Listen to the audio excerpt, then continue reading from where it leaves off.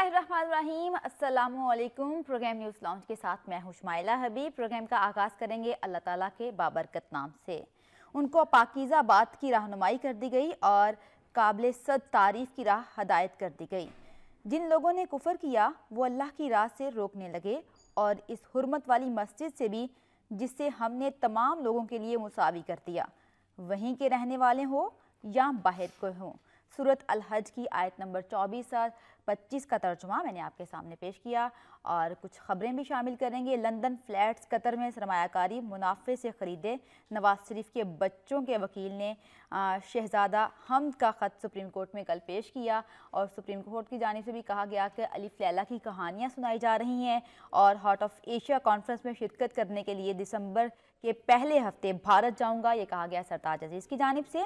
जबकि army chief general Rahil शरीफ की जानिब से कहा गया कि दहशतगर्दी मुकम्मल ख़त्म करने के करीब तरीन हैं, आइंदा नस्लों को महफूज खुशहाल पाकिस्तान देंगे। कुछ दीगर अहम खबरें भी शामिल करेंगे और इन तमाम खबरों पर बात करने के लिए हमारे साथ मौजूद हैं कर्नल रिटायर्ड असद महमूद साहब। अस्सलाम वालेकुम सर। वालेकुम अस्सलाम। कैसे हैं आप? I'm good, अल्हम्दुलिल्लाह। अच्छा सर, हम सबसे पहले तो कल की जो समाअत हुई, पानामा का खेल चल रहा है और कल सुप्रीम कोर्ट की जानिब से भी वाज़ेह ये कहा गया कि अलिफ लैला की कहानियाँ सुनाई जा रही हैं। तहरीक इंसाफ की जानिब से जो इतने ज़्यादा सबूत दिए गए, 686 सफ़ात पर मुश्तमिल एक बुक पेश की गई, तो आप क्या समझते हैं कि ये मामला किस जानिब जा रहा है? ये मामला हल भी होगा या नहीं? बिस्मिल्लाहिर्रहमानिर्रहीम। पनामा पेपर्स लीक का मैं समझता हूँ कि ये जिस तरह का सिलसिला अब ये शुरू हो गया है, तो ये हर आए दिन या हर गुज़रते दिन के साथ जिसको कहते हैं कि मज़ीद गंभीर तो आपको होता है कि जैसे नज़र आना शुरू हो गया कि बहुत कॉम्प्लिकेटेड होता जा रहा है। और सर्टली कॉम्प्लिकेशंस तो हैं इसके अंदर कि जब आप मनी ट्रेल की बात करते हैं और अब की भी नहीं, आलमोस्ट 30 साल पीछे आप चले जाएँ, 35 साल पीछे चले जाएँ, अब तो ये आलमोस्ट मसला 73 ऑनवर्ड ये शुरू हो गया है। तो 27 साल वो कर लें, 16 साल ये कर लें, तो देखिए बात कहाँ तक जाके ठहरती है। तो चीज़ें तो डेफिनेटली आई से के उलझी हुई हैं, लेकिन लगती आपको ऐसी हैं जैसी उलझी हुई हैं। लेकिन अगर देखा जाए, जब इनकी पुरानी स्टेटमेंट्स को देखा जाए, जब इन सारी चीज़ों की मिल्कियत को देखा जाए, इनके मुख्तलिफ हुकूमती अकाबरीन हैं, उनके जब आप स्टेटमेंट्स को आप देखते हैं, उनके बच्चों की स्टेटमेंट्स को आप देखते हैं, प्राइम मिनिस्टर नवाज शरीफ साहब की जब आप 2 एड्रेस आपने टीवी पे सुने, तीसरा उन्होंने नेशनल असम्बली के अंदर सर्टली किया, वहाँ जब इन सारी चीज़ों को एक दूसरे के साथ मिलाने की कोशिश करते हैं, एक चीज़ ज़रूर जहन में रखिएगा, जहाँ पर सच्चाई होती है, जहाँ पर सच होता है, जहाँ पर रियलिटी परसिस्ट करती है, वहाँ पर ना तो चीज़ों को आपको याद रखने की ज़रूरत है, क्योंकि सच सदियाँ भी गुजर जाएँ तो वो सच रहता है। ठीक।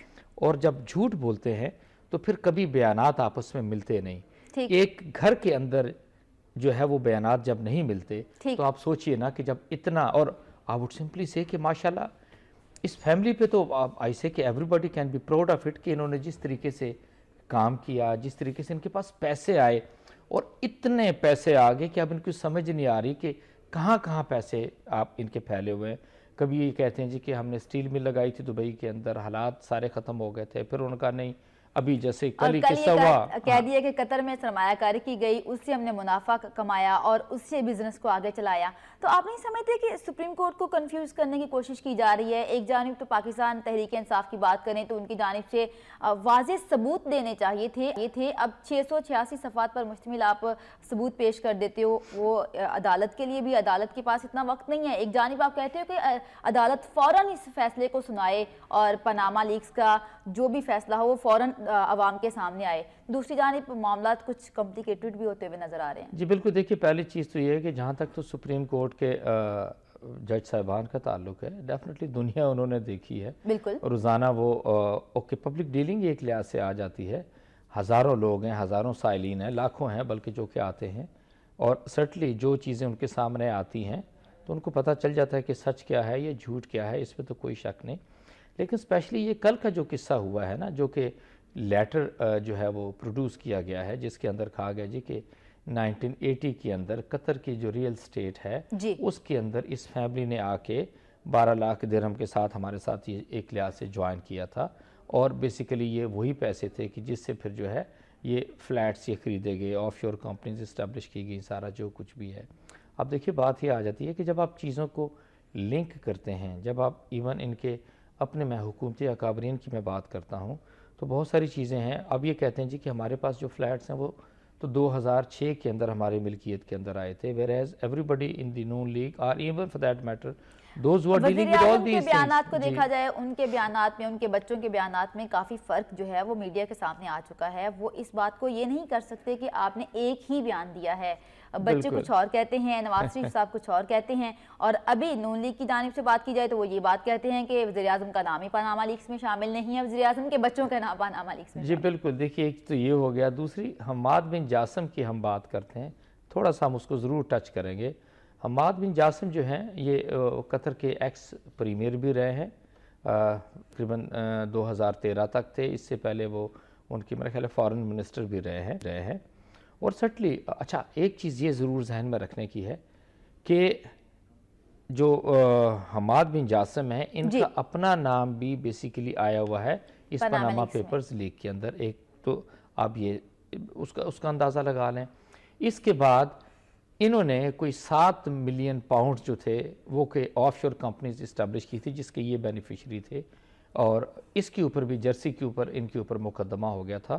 اور ایون وہاں پہ جتنے اخراجات تھے مقدمے کے 6 ملین پاؤنڈز وہ بھی انہوں نے پے کیے تھے.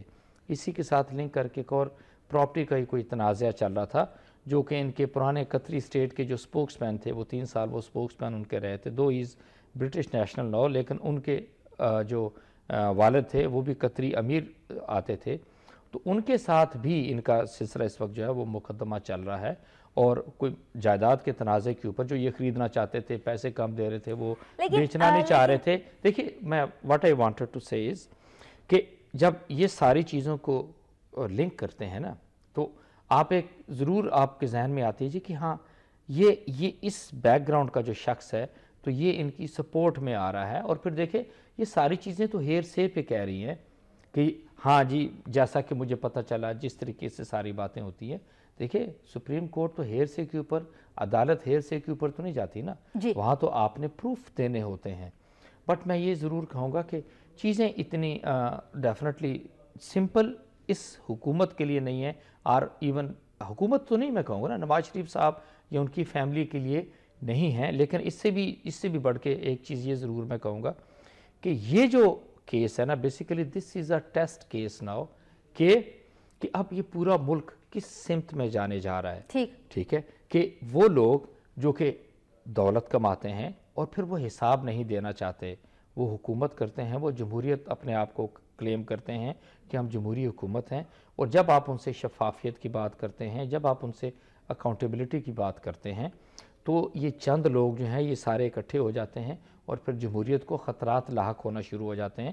تو میں یہ سمجھتا ہوں, آپ جمہوریت کی بات کرتے ہیں, ہمارے ملک میں سیاسی پارٹیز کی جانب سے یہی کہا جاتا ہے کہ ہم جمہوریت پسند ہیں, ہم جمہوریت چاہتے ہیں. تو آپ نہیں سمجھتے کہ اگر جمہوریت چاہیے تو اس کے لیے احتساب بھی تو ضروری ہے؟ دیکھیے آپ ایک چیز پاکستان سے ہٹ کے پوری دنیا میں آپ چلے جائیں, ایون وہ لوگ جن کا پاناما پیپرز لیک کے اندر جن کا نام آیا تھا اور جہاں پہ جمہوریت تھی, آپ نے دیکھ لیے یا تو انہوں نے اپنے آپ کو بالکل کلیئر کیا, ایک جس کو کہتے ہیں پینی کا, انہوں نے یا تو حساب دیا یا پھر انہوں نے ریزائن کر دیا. دیر was know way out for those people. ہاں وہ ممالک لائک پاکستان, آپ یہ دیکھ لیجئے نا کہ 4 اپریل کو ہی سارا سلسلہ سامنے آیا تھا, اب آپ 7ویں مہینے کے اندر ہے, تو 6 مہینے تو جب تک تو سپریم کورٹ نے اب فائنلی ہر چیز کو انٹرٹین نہیں کر لیا, اس گورنمنٹ نے تو کسی صورت بھی جس کو کہتے ہیں واقعی انہوں نے اپنے پروں پہ پانی تو پڑنے نہیں دیا, نہ انہوں نے ٹرمز آف ریفرنس کے تحت چیزوں کو اتنا کھینچا ایسا لگتا تھا کہ اتنا پرولونگ کرنا چاہتے ہیں, اتنا ڈیلے کرنا چاہتے ہیں, اور وہ واقعی ڈیلے کرنے میں کامیاب تو ان وے دیکھا جائے تو وہ ہو گئے. لیکن ابھی کیا سمجھتے ہیں کہ ابھی نون لیگ جتنے بھی حربے اختیار کر لے, کیا وہ ڈیلے کر سکتی ہے اس کیس کو؟ نہیں, میرا خیال ہے کہ اب چیزیں کلیئر ہونا شروع ہو گئی ہیں, اور I don't think so کہ اس کو زیادہ وہ ڈیلے کر سکیں گے. میں ایک اور چیز بھی آپ کے آئیسے کے توسط سے یہ کہنا چاہوں گا کہ اگر آپ دیکھیں چاہے وہ پرنٹ میڈیا ہمارا, چاہے even for that metre electronic media ہے, اب ایسا نہیں ہے کہ اس میڈیا کے اوپر بھی نا میں حقیقت آپ سے یہ بتاؤں کہ چاہے کچھ بھی کہہ لیں, پچھلے 3-3.5 سالوں کے اندر اس حکومت نے بے تحاشا انویسٹمنٹ کی ہے, جس طریقے سے اشتہار دیے, ٹھیک ہے, اربوں کی تو ڈیفینیٹلی دیے ہیں نا. اس کے باوجود بھی آپ یہ دیکھیں کہ وہ میڈیا کو اس طریقے سے اپنے فیور میں ٹلٹ نہیں کر سکے. وائی؟ بیکاز اگر انہوں نے اشتہار دیے تو فائن اپنے کسی چیز کے لیے دیا. Media did not go to the government کہ آپ آ کے ہمیں اشتہار دیں. انہوں نے میڈیا کو خریدنے کی کوشش کی. بٹ آئی وڈ سمپلی سے کہ ہاں میڈیا کا رول اٹس ریئلی کمینڈیبل کہ ہاں وہ لوگ اور اسپیشلی وہ لوگ جو اشرافیہ سے تعلق رکھتے ہیں, وہ لوگ جو حکومت چلا رہے ہیں, ان کے اوپر وہ ٹھیک پوائنٹ آؤٹ کر رہے ہیں. اور صبح و شام بیسیکلی وہ پاناما پیپرز لیک نون لیگ کی بات ہوتی ہے. اچھا پھر میڈیا نے تو اپنا کام کرنا ہے, انہوں نے سچ جو ہے وہ عوام کے سامنے دیکھنا اور عوام کو بھی اویئرنیس ہے کیا غلط ہے کیا ٹھیک ہے. اچھا پھر میں اگلی چیز اور کہوں گا. آپ دیکھیں یہ ایک یونیک اگزامپل ہے کہ ایک فیملی ہے جس کے سربراہ نواز شریف صاحب آتے ہیں اور ان کے 3 بچے ہیں, ٹھیک ہے, حسن نواز ہیں, حسین نواز ہیں, مریم صفدر ہیں. اس سے ہٹ کے ان کی ایک اور بیٹی بھی ہیں, وہ جو ہے کہ ڈاٹر لا ہیں, آسمہ جو ہیں, جو اسحاق ڈار صاحب کی جو ہے وہ بیسیکلی بہو ہیں.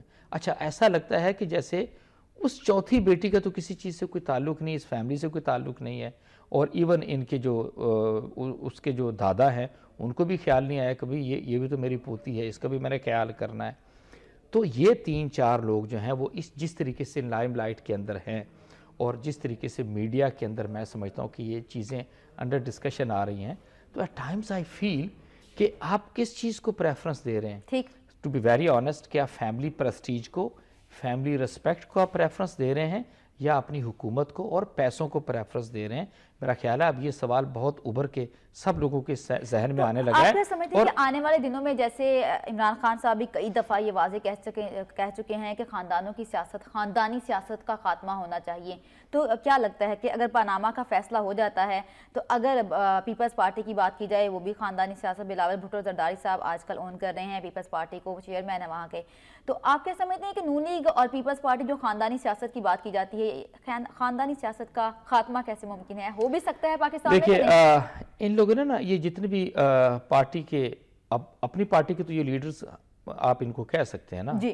I don't call them to be the leaders, ان کے اندر لیڈرشپ کی کوئی کوالٹی نہیں ہے. ابھی دیکھیں دیگر سیاسی جماعتیں جو ہیں وہ سپریم کورٹ میں گئی ہیں کہ پاناما لیکس کا معاملہ حل کیا جائے, پیپلز پارٹی کہیں بھی نظر نہیں آ رہی. دیکھیے اب ایک چیز آتی ہے, اگر آپ پیپلز پارٹی کو لیتے ہیں تو وہ ایسا لگتا ہے جی کہ وہ بھٹو سے چلتی ہے. ٹھیک, اب بلاول از سن آف زرداری, انہوں نے کہا جی نہیں ہم تو بلاول بھٹو زرداری ہو گئے. آپ سارا سنتے ہیں آپ کو ہنسی آتی ہے. You minus Nawaz Sharif, Noon League is no where دیر.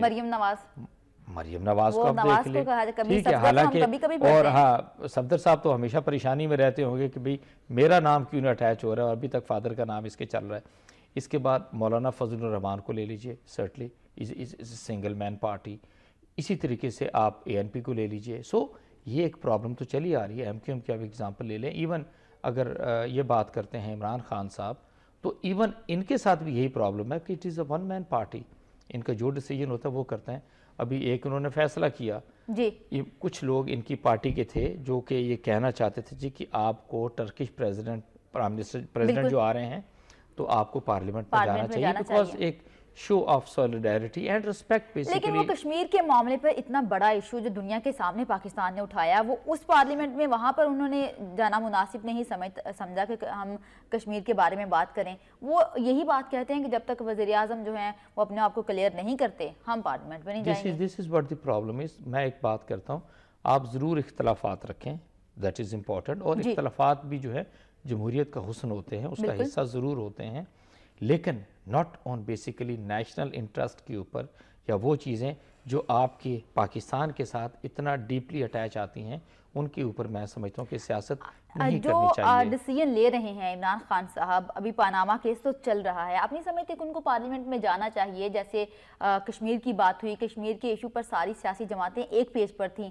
لیکن تحریک انصاف یہ کہہ رہی تھی کہ ہم ایک پیج پر ہیں, لیکن وہ وہاں پر موجود نہیں تھی. آنے والے دنوں میں عمران خان کے لیے یہ ساری نیگیٹو ثابت ہو سکتی ہیں. میں تھوڑا سا آپ سے ایک اور بھی کہوں گا, سرٹلی آئی ڈو ایگری جو آپ بات کر رہی ہیں کہ بالکل عمران خان ان کی پارٹی کو بالکل پارلیمنٹ کے اندر موجود ہونا چاہیے تھا, especially when the discussion was going on Kashmir. Even اس قصے کو انڈین میڈیا نے بھی بڑا اچھالا تھا کہ بھی جی یہ کس طرح کی پارلیمنٹ ہے جس کے اندر ایک پوری پارٹی وہاں پر موجود ہی نہیں ہے. سو دیٹ مین وہ صبح کی تو آپ کو محسوس ہوئی. But on the other hand جب یہ ساری پروسیڈنگ چل رہی تھیں پارلیمنٹ کے مشترکہ سیشن کے اندر, تو آپ you will be really surprise جب آخری دن انہوں نے قرارداد پاس کی تو امیجن کریں کہ کتنا بڑا ایوان ہے. آپ سینٹ کو بھی ساتھ لے لیجئے, آپ نیشنل اسمبلی کو بھی ساتھ لے لیں, اور اس دن ٹوٹل 68 ممبرز جو تھے وہ وہاں پر موجود تھے. اور then the prime minister himself ہی واز ناٹ پریزنٹ. اور ایکچولی وہ ایسا نہیں تھا کہ انہوں نے کوئی ٹوکن ریپرزنٹیشن اپنی دینی تھی, وہ تو ان کی رسپانسبلٹی بنتی تھی کہ وہاں پر اس وقت ان کو موجود ہونا چاہیے. اور ایون یہ چیز بھی جو ہے انڈین میڈیا نے بے تحاشا اچھالی تھی کہ پاکستان کا جو وہ کشمیر کو جو وہ لنک کرتے ہیں, یا جو کشمیر کی جو اہمیت ہے وہ تو پارلیمنٹ کے مشترکہ سیشن سے ظاہر ہو گئی. بالکل. اچھا, ہم تھوڑا سا بات کر رہے تھے رسپیکٹ کی, فیملی کی, اور پھر پیسوں کی اور اقتدار کی. تو بات یہ آ جاتی ہے کہ میں حقیقت کہتا ہوں کہ کسی بھی فیملی کے فرد کو لے لیجئے, اور اگر اس طریقے سے صبح و شام, آئی ڈونٹ سے کہ کوئی میڈیا کمپین چلا رہے اس فیملی کے اندر, یہ ایک ریالٹی ہے جو کہ پرسسٹ کر رہی ہے. یہ ایک ریالٹی ہے جو کہ اب 21 کروڑ عوام یہ سارے کے سارے اس چیز کو جانتے ہیں. لیکن اگر اس چیز کو کوئی نہیں سمجھنا چاہتا تو پہلی بات تو ہے کہ جو لوگ افیکٹڈ ہیں اس پارٹی کے, لائک نون لیگ کے جو پریمیئر ہیں یا ان کی فیملی ہے, وہ اس کو نہیں سمجھنا چاہتے. اور اس سے بھی بڑھ کے میں یہ ضرور کہوں گا کہ ایون نون لیگ کے اندر بہت سمجھدار, بہت پڑھے لکھے سارے لوگ یہ موجود ہیں. آپ نے پارٹیز کی بات کی اور جمہوریت کی بات کی, تو آپ اس پارٹی کا کوئی ممبر ایم این اے, ایم پی اے یا اور کوئی اپارٹمنٹ ہولڈر ہے, وہ تصور بھی نہیں کر سکتا کہ نواز شریف صاحب سے پوچھ سکے جی کہ آپ یہ پیسے, آپ ہی تو بتا دیں کہ پیسے ایکچولی آئے آپ کے پاس کدھر سے ہیں. ٹھیک ہے, اختلاف رائے کا کوئی تصور یہ صرف اس پارٹی کے لیے نہیں ہے, یہ تمام پارٹیوں پہ منطبق آتا ہے کہ کسی پارٹی کے اندر کوئی جو ہے وہ اپنے لیڈر سے اختلاف رائے کا نہ حق رکھ سکتا ہے, نہ وہ اس سے پوچھ سکتا ہے. اور in case if somebody is going to ask, تو میرا خیال ہے اس کو آؤٹ گیٹ کا راستہ دکھا دیا جائے گا. عوام تو یہ حق رکھتی ہے. لیکن جی بالکل آپ ٹھیک کہہ رہی ہیں, عوام نہیں حق رکھتی, یہ ان کی ذمہ داری آتی ہے. جو اپنے آپ کو جمہوری کہتے ہیں, اس کی جمہوریت کی جو اساس سب سے پہلی ہوتی ہے وہ تو ہوتی ہے yes I am accountable, I have to be transparent, I have to be answerable to the people of Pakistan. اور یہ answerability یہ نہیں ہوتی کہ جی میں نے 5 سال تک تسلی کے ساتھ اس ملک کو رول کیا, اپنی مرضی سے رول کیا, عوام کو میں نے پوچھنا نہیں, عوام کا میں نے خیال کرنا نہیں, منصوبے وہ بنانے جو مجھے سوٹ کرتے ہیں, میگا پروجیکٹس بنانے ہیں عوام سے جن کا کم تعلق ہے, میرا ان سے زیادہ تعلق ہے, کک بیک کمیشن مجھے کیونکہ زیادہ ملیں گے, اور وہ منصوبے کر کے تو 5 سال بعد میں جاؤں گا. جس طریقے سے اب لوگ اگزامپل دیتے ہیں کہ جی 5 سال تو پیپلز پارٹی نے دیکھیں جب انہوں نے اپنی پرفارمنس, وہ بات اچھا یہ نہیں کہیں گے کہ کرپشن کیا, وہ کہیں گے کہ انہوں نے پرفارمنس ٹھیک نہیں دی تو ان کو وائپ آؤٹ کر دیا. بھئی this is not pertaining to performance. اسی موقع کا فائدہ اٹھاتے میں ایک چیز آپ سے اور ضرور کہوں گا کہ دیکھیں دنیا کے جتنے بھی ممالک ہیں نا, جو کہ اوکے جن میں جمہوریت قدریں بڑی مستحکم ہیں, وہاں پہ 5 سال والی کہانی نہیں حکومت چلانے کی, that is the 4 years tenure, کہ 4 سال از گڈ انف کہ آپ کا پتہ چل جاتا ہے آپ what can you do to your country. اور پھر آپ کو اگر آپ کی پرفارمنس اچھی ہوتی ہے, آپ اکاؤنٹیبل سٹینڈ کرتے ہیں اپنے آپ کو, تو پھر آپ کو آگے بھی موقع ملتا ہے. لیکن آپ تو, ہماری بدقسمتی یہ ہے کہ پیپلز پارٹی 2008 میں آئی, 2013 میں سارے اداروں کو تباہ کر کے پورے ملک کو کنگال کر کے چلی گئی, اور اس کے بعد وی آر ویری ہیپی کہ نہیں جی دیکھو ان کو تو ہم نے وائپ آؤٹ کر دیا, اور وہ کنفائن ہو گئے ہیں سندھ کے رورل ایریا میں. اور دیکھیں کتنی بدقسمتی ہے کہ وہ پیپلز پارٹی جس کا پورے ملک کے ساتھ تعلق ہے, ٹھیک ہے, جس کو کہتے تھے یہ وہ پارٹی ہے جو کہ پورے ملک کو اکٹھا کرتی ہے, ملاتی ہے, وہ صرف ایک شرنک ہو کے ایک چھوٹے سے صوبے کے اندر چلے گی. That is also very very dangerous. اور وہ یہ بھی کہتے ہیں کہ ہم آئندہ الیکشن میں پورے پاکستان میں پیپلز پارٹی کا بول بالا ہوگا. چلیں ہم دہشت گردی کے بارے میں کچھ بات کر لیتے ہیں. کل army chief general Raheel Sharif صاحب نے بڑا واضح پیغام دیا کہ دہشت گردی ہم ختم کرنے کے بالکل قریب ہیں, آنے والے دنوں میں قوم کو, پاکستانی قوم کو خوشحال پاکستان دیں گے. تو آپ کیا سمجھتے ہیں کہ ہمارے ہاں تو دہشت گردی کے کا دکا واقعات ابھی بھی ہو رہے ہیں, لیکن اس میں کوئی شک نہیں کہ آپریشن ضربیت میں بہت زیادہ کامیابیاں حاصل کی ہیں. جی بالکل, دیکھیے جہاں تک تو اس چیز کا تعلق ہے, ابھی آج 16 تاریخ ہو گئی ہے, ہارڈلی 12-13 دن رہ گئے ہیں چیف آف آرمی سٹاف کو اپنا ٹینیور کمپلیٹ کرنے میں 3 سال. میں سمجھتا ہوں کہ اس پورے 3 سال کے اندر جنرل راحیل شریف نے نہ دن دیکھا نہ رات دیکھا, جس طریقے سے انہوں نے کام کیا ہے.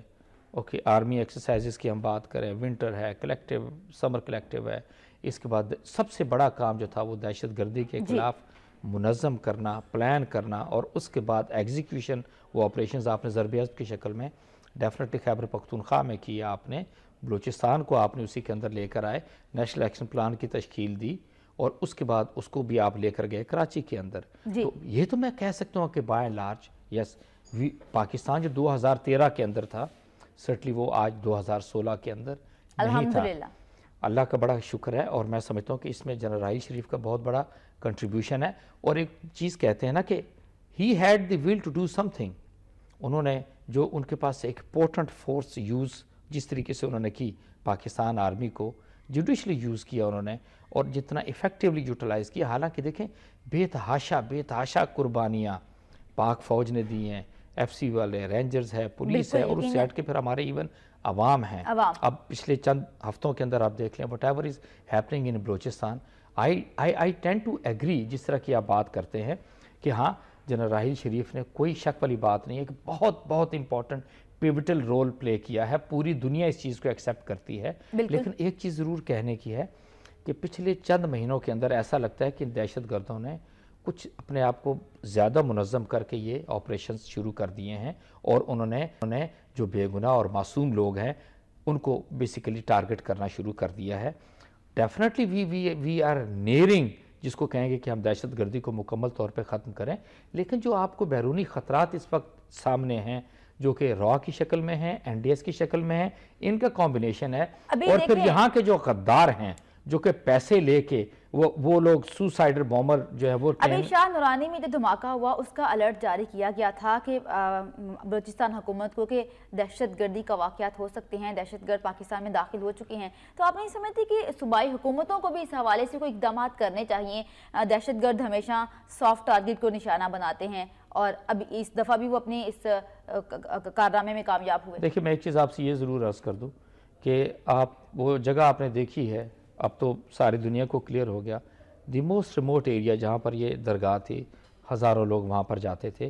اچھا آپ یہ دیکھیں کہ the group which was working behind all this, ان کو پتا تھا کہ کس طرح کا ٹارگٹ ہے وہاں پہ.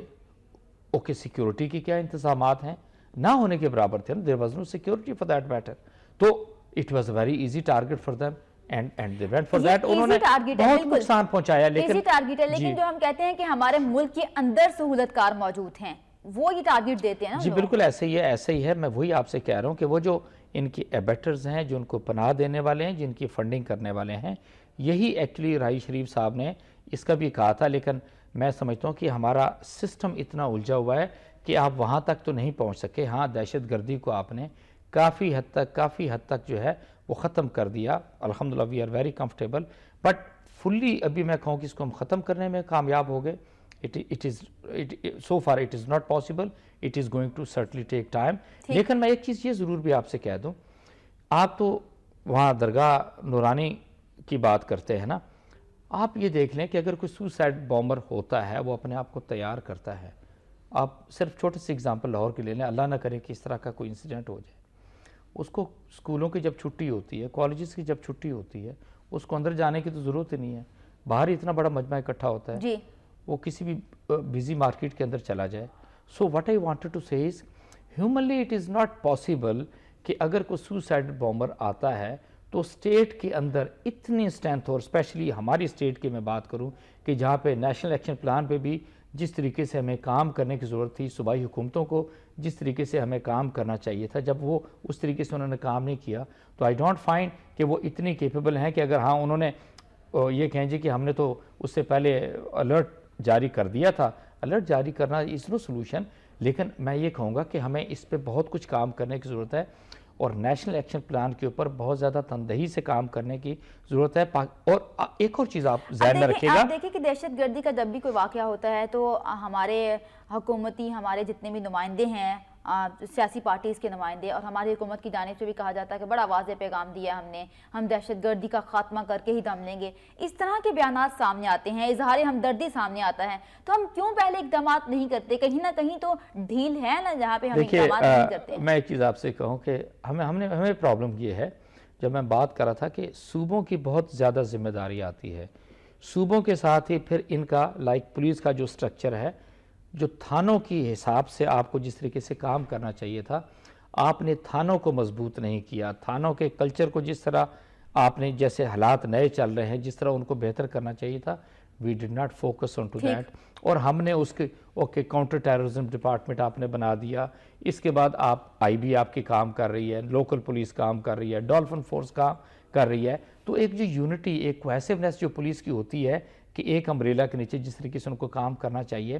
پھر پولیس کی جو آپ نے ٹریننگ کرنی ہے، پولیس کے اندر انڈکشن کرنی ہے، وہ میرٹ کے اوپر. کی بات کر رہے ہیں آپ، عام عوام جو ہے وہ پولیس کے پاس جانا ہی پسند نہیں کرتے ہیں، کیونکہ پولیس اگر ان کی بات سنتی بھی ہے تو مجھے نہیں لگتا کہ عام آدمی جو ہے وہ یہ بات کو مناسب سمجھتے ہیں کہ وہ پولیس کے پاس جائے، ان کو اپنی شکایت درج کروائے. I agree with you 100%. حقیقت میں ایسا ہی ہے. اور پولیس اور عوام کے درمیان یہ جو خلیج ہے، یہ بجائے اس کے کہ اس کو کم ہونا چاہیے، یہ اور بڑھتی جا رہی ہے. اور یہ جو پولیس کے لوگ ہیں اور پولیس کے جو کرتا دھرتا ہیں، even for that matter those I G کی میں بات کر رہا ہوں، اور ایون جو پروونشل پولیس ہے، میں پروونشل ہیڈز جو ہے میں ان کی بات کر رہا ہوں. یہ ان کے سوچنے کا مقام ہے کہ یہ کیوں سارا اس طریقے سے نہیں ہو رہا. پولیس کے اندر بھرتیاں میرٹ کے اوپر کیوں نہیں ہو رہی؟ پولیس کے جو تھانے ہیں ان کو اور زیادہ آپ بہتر طریقے سے کیوں نہیں، میں سمجھتا ہوں کہ ان کو آرگنائز کر رہے.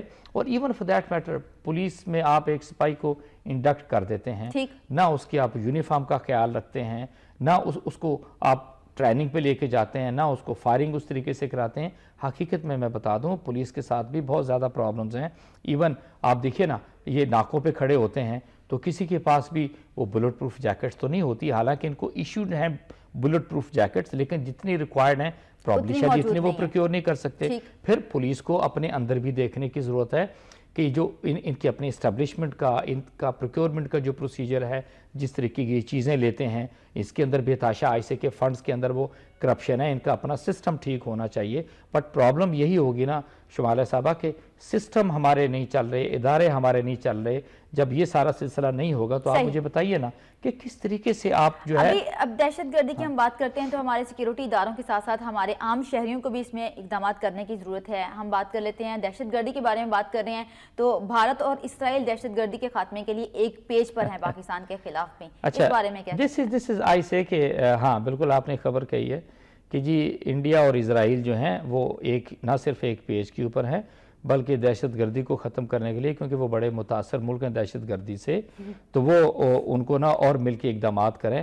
یہ پڑھ کے ہی آپ کو نا میں سمجھتا ہوں کہ شاید ہم لوگوں کو تو ایک ہنسی آ رہی ہے، ان کو جنہوں نے یہ سارا کچھ کیا ان کو شاید شرم نہیں آتی. آپ اگر دیکھ لیں انڈیا کا میں ایک بات کرتا ہوں، انڈیا نے جب سے اسپیشلی مودی نے ٹیک اوور کیا ہے، کوئی ایک دن ایسا نہیں گزرتا جہاں پر وہ پاکستان کو دہشت گردی کے ساتھ لنک کر کے وہ متعاون نہیں کرتا. کوئی دنیا کو کوئی فورم کسی جگہ پہ جانا ہو جہاں پہ کوئی تعلق واسطہ نہیں آتا، ایون وہ پھر پاکستان کو کوریلیٹ کرنے کی کوشش کرتا ہے.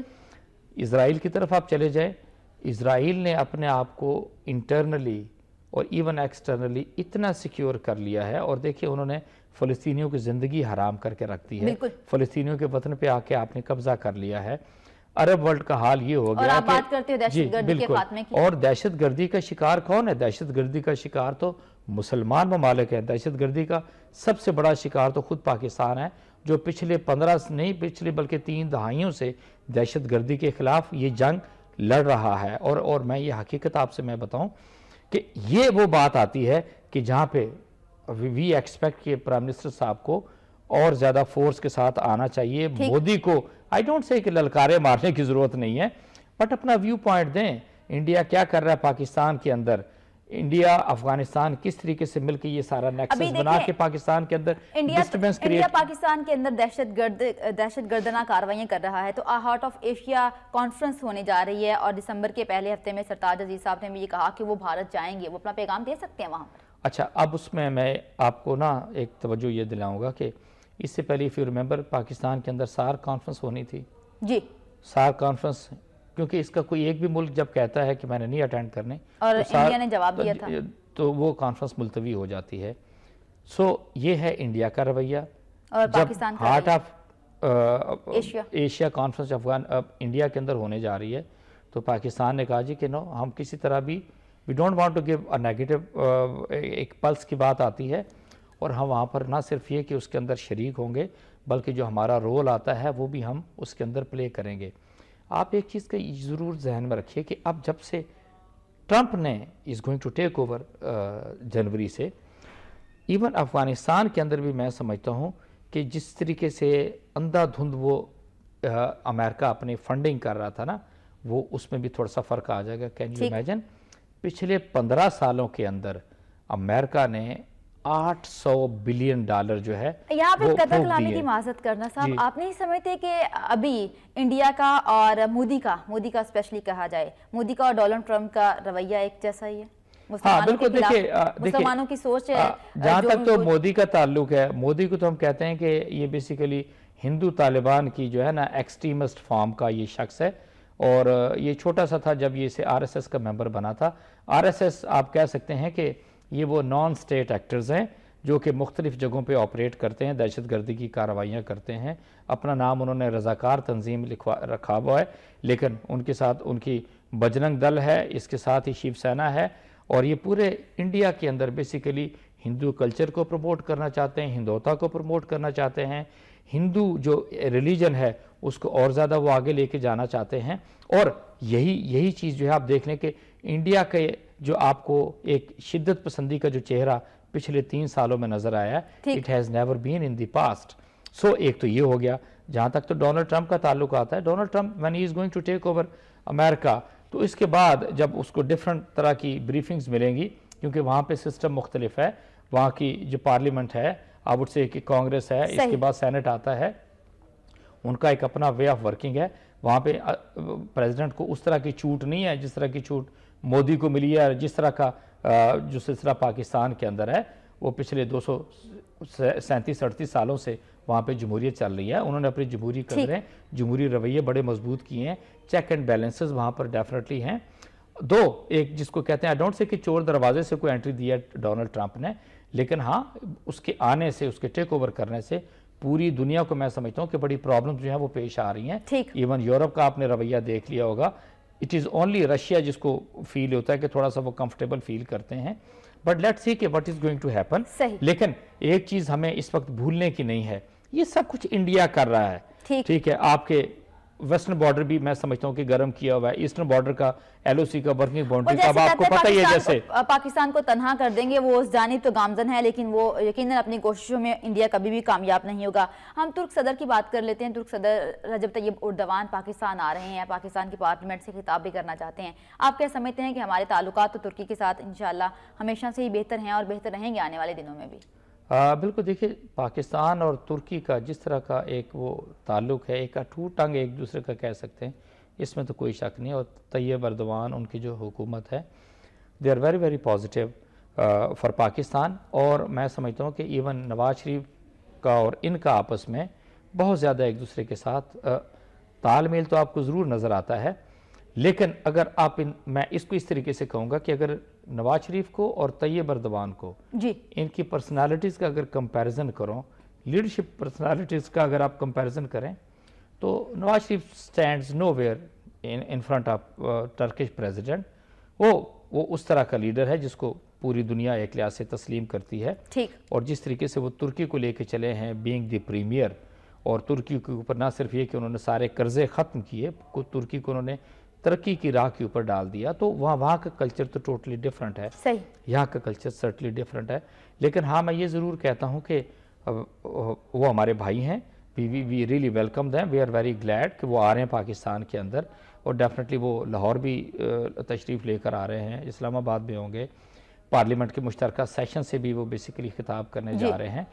लेकिन एक चीज़ ये ज़रूर कहने की है कि इस वक्त मुल्क का जो माहौल है ना, सियासी भी कह लीजिए आप इसको पनामा पेपर्स लीक के हवाले से भी देख लें, डॉन लीक्स के हवाले से भी देख लें, तो सिचुएशन बड़ी वॉलेटाइल है। लेकिन और ये हमारे अंदरूनी मामलात है ना, हमारी सिक्योरिटी लीक्स के बारे में, पनामा पेपर्स के बारे में अगर बात करते हैं, तो ये हमारे अंदरूनी मामलात हैं। हम दुनिया को तो एक होने का पैगाम दे सकते हैं। देखिए, बात यह है कि आई एग्री जो आप बात कर रही हैं, लेकिन आप समझे ना कि जब अंदरूनी तौर पे आप कमज़ोर होते हैं, जब वो हुकूमत जिसके पास वो आ रहे हैं वो इंटरनली अपने आप को स्टेबलाइज नहीं कर पा रही, उनके जो लोग हैं वो मुतमईन नहीं हैं, वहाँ पर ट्रांसपेरेंसी नहीं है, वहाँ पे अकाउंटेबिलिटी नहीं है, तो ये सर्ज, ये पल्स, ये इंफॉर्मेशन तो हर तरफ तो जाती है ना। और अगर आप अपने घर के अंदर मजबूत होते हैं तो लामहला आप जब आप बाहर کی دنیا میں جاتے ہیں تو آپ کی باڈی لینگویج کچھ اور ہوتی ہے. جب آپ اپنے گھر کے اندر کمزور ہیں تو ڈیفینیٹلی باہر بھی اس طریقے سے اسٹرینتھ کے ساتھ وہ آپ بات کر سکتے. سو واٹ آئی سے کہ یہ ساری چیزیں ذہن میں رکھنے کی ہیں, اور یہ timing still I would say کہ نوٹ کرنے کا ہے, بیکاز پریمیئر نواز شریف صاحب جو ہیں ہی از انڈر انٹینس پریشر. تو شاید ایک یہ جو دورہ ان کا ہے مے بی شاید وہ ہلکا سا ان کو آپ کہہ لیں کہ مے بی کوئی پریشر کو ریلیز کرنے کا شاید کوئی ایک وہ سلسلہ بھی ہو سکتا ہے. But not with standing that still I would say کہ ہاں ہم فراخ باہوں کے ساتھ ان کو ویلکم کہتے ہیں. وہ ہمارے بہت معزز مہمان ہیں, وی ریلی ویلکم دیم. لیکن اب اسی کے ساتھ وہ پاک ترک اسکول والا جو سلسلہ ہے تو امیجیٹلی انہوں نے کہا جی کہ 72 آورز کے اندر 400 لوگ جو ہیں, ان کی ٹیچرز بھی ہیں, ان کی فیملیز بھی ہیں, انہوں نے کہا جی کہ you have to clear off this country. تو یہ چیزیں ایسی ہیں کہ میں سمجھتا ہوں کہ پاکستان ایک آزاد خود مختار ملک ہے. اب یہاں پہ جو اسکول چل رہا ہے اس کا ترکی کی سیاست سے تو کچھ لینا دینا نہیں ہے نا. تو میں سمجھتا ہوں کہ ان چیزوں کے اوپر جب ہم ڈیسیجن دیتے ہیں تو we should be more thoughtful, اور ہمیں اس طرح کے میسیجز نہیں دینے چاہیے جو کہ میں سمجھتا ہوں کہ یعنی ہمیں دنیا کو یہ میسیج دینا چاہیے کہ ہم ایک پیج پر ہیں, ہم تمام سیاسی جماعتیں دوسرے ممالک کے ساتھ بھی بہتر تعلقات چاہتے ہیں. بہت شکریہ کرنل ریٹائرڈ اسد محمود صاحب, آپ نے اپنا قیمتی وقت دیا. اس کے ساتھ ہی شمائلہ حبیب کو دیجیے اجازت. اللہ حافظ.